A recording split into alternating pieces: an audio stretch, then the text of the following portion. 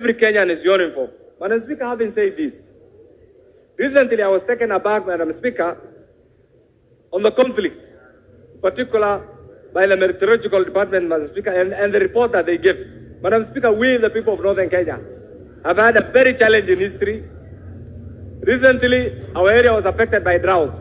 Right now, we are suffering because of El Nino. Madam Speaker, we expected the President, in his speech, also to include the issue of El Nino floods, Madam Speaker. Madam Speaker, today as we speak, 90% of our region, Madam Speaker, is completely cut off from the rest of Kenya. Madam Speaker, I know we don't have time and the provision to amend this, but Madam Speaker, we hope and we appreciate the government has declared the El Nino floods a national disaster. But Madam Speaker, that has yet to bring in any meaningful assistance to the region, Madam Speaker. Madam Speaker, we hope the ministry is concerned, the Ministry of ASAL, Office of the Deputy President, Madam Speaker, Office of the President, the Ministry of Infrastructure, will put their house in order and ensure that the people of Northern Kenya who have been cut off completely by the El Nino floods get assistance, Madam Speaker. Madam Speaker, it is this thing that is really, I know very soon we'll be talking about the outbreak of cholera, dysentery, and other diseases, Madam Speaker. Madam Speaker, right now as we speak,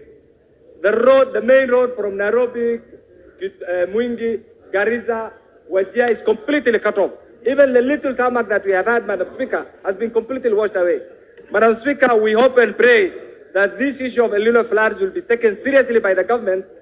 And now that they have declared this area a disaster zone, the necessary government services should also be provided, Madam Speaker, to the villagers so that people also appreciate the presence of government, Madam Speaker. Madam Speaker, in conclusion, time for politics is over.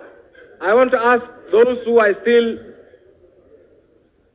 determined to rubbish everything that the government does, to give the government an opportunity to do their mandate.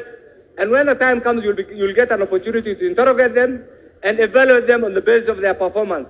Madam Speaker, in the African culture, when an institution like government